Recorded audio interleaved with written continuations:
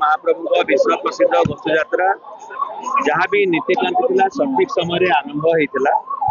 एवं महाप्रभु पहंडी अधा घंटा पूर्वर होता गत काली आपण मान पाखे निश्चित भाव सूचना थी पुरी रे प्रबल वर्षा होता इनफैक्ट ओडिशार सर्वाधिक वर्षा पुरी रे होता 148 मिलीमीटर वर्षा होता पुरी रे जहाँ सर्वाधिक एवं एते वर्षा सत्वे देखिथे आप प्रशासनिक प्रस्तुति जहाँ बहुत सुंदर भाव एवं आज वर्षा जारी रही एवं महाप्रभु कृपा थिला मझिरे मझिरे छाड़ी जाउथला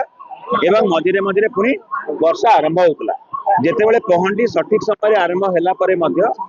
आपण माने जानिछते महाप्रभु गिलाप पिंधिकी आस्ते आमे जाको इंग्रजी रे रेनकोट कहउछि बा बरसाती कहउछे महाप्रभु आज सात पाँच रे गिलाप पिंधिकी आस्ते तापरे टाइया लगै जो टाइया प्रस्तुत करा जाइथला से टाइया रे जो 16 किंबा तुलसी थिला ताहा ओजन थिला बोली हमको संपुक्त सेवक माने सूचना देले एवं महाप्रभु सुंदर भाव में पहंडी करके बड़ ठाकुर एवं माँ सुभद्रा देवी सुभद्रा एवं परे महाप्रभु आसते कि आम देखिले जितेबले महाप्रभु पहंडी आसिकी सिंहद्वार गुमुटर अवस्थान कले से समय महाप्रभु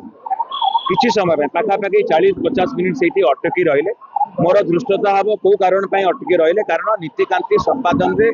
कौन सी सेवायत कौन सी त्रुटि अवलंब करना तेणु आपण जरिया समस्त सेवायत बंधु मान छतीसा निजक आम कृतज्ञता ज्ञापन करूँ महाप्रभु पाद पद्म आम प्रणाम जनाऊँ आम अनुग्रह अच्छी बोली भाविबा जे एते प्रतिकूल पाग सत्वे नीतिकांति ठीक हिसाब से है नीतिकांति रे आपण देखिछन जेतले वर्षा हो जाए आमको सुरक्षा दृष्टिकोण अधिक तत्पर होगा पड़े कारण महाप्रभु श्रेयंग गुड़िक आमको जत्न नवा पड़े से हिसाब से समस्त सेवक दैतापति निजोग्र सेवक मैंने अन्य जिते भी पहंडी संपुक्त सेवायत माने खूब संतर्पण रे महाप्रभुंकर पहंडी नीति को अनुष्ठित करैथिले किंतु महाप्रभुंकर कौन अभिप्राय थिला आमे महाप्रभु को ही जना किंतु आमे गोटे साधारण भक्त हिसाब से आमे जानी पारुना सिंहद्वार गुमुटरे पाखापाखि 40 रु 50 मिनिट महाप्रभु रहिले कारण आपण कौन हिसाब से स्पेकुलेट करबा ठीक न कारण बहुत दिन बहुत थर महाप्रभु रहती आज जेहेतु प्रतिकूल पाग थिला वर्षा बहुत थिला एवं वर्षा सत्वे समस्त नीतिकांति देवनीति ठीक हिसाब से संचालित होता एवं पर जो रथ टଣା है आम जेहेतु पाखापाखि 1.5 घंटा पहंडी रे विलंब है वर्षा जनित एवं जो आम कहले टाहिया रे जो ओजन हेबारु ताकू काढ़ी देले संस्कृत सेवायत तेणु जेहेतु पाखापाखि 5टारे बड़ ठाकुर रथ टଣା है एवं तापरे देवी सुभद्रा रथ टଣା है एवं महाप्रभु रथ टଣା बेले को आम देखिले जे एवं आम सुरक्षा अधिकारी मानकर परामर्श नेलु आमर जी भोई सरदार अच्छा परामर्श नेलु से कहया कथा सार जो टाइप रे जो आलुओ जी रहा कथा से हिसाब से आम जो ब्रेक पकईवाई जी आलुओ दरकार से हिसाब से आलुओ ना आपण मैंने दयाकोरी कौन हिसाब से रिस्क नियंतु ना एवं आम भक्त श्रद्धालु मानकर आप देखुं आम पाखे जहाँ सूचना अच्छी 10 ରୁ 12 लक्ष भक्त आज एते प्रतिकूल पाग थिले भी आसिचंती तेणु भक्त एवं श्रद्धालु मान सुरक्षा दायित्व आमर भक्त श्रद्धालु जेहेतु अधिक संख्यार आसिचंती तेणु एवं सुरक्षा दृष्टिकोण महाप्रभु रथ एवं सिंहद्वार सामना रे रहिले एवं आसंता काली अर्थात 17 जुलाई 2026 मसीहा सकाळ 9:30 मिनिट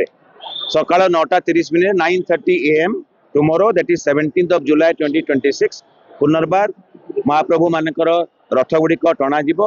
एबे आम पाखे जहाँ सूचना अच्छी बड़ ठाकुर रथ फायर स्टेशन पाखे माँ देवी सुभद्रा रथ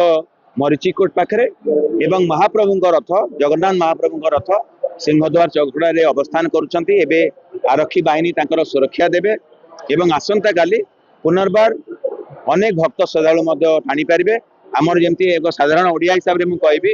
जे बहुत भक्त श्रद्धालु गोटे आवेदन थाए जे महाप्रभु आम हुए तो आम हुए तो किसी समय रहतु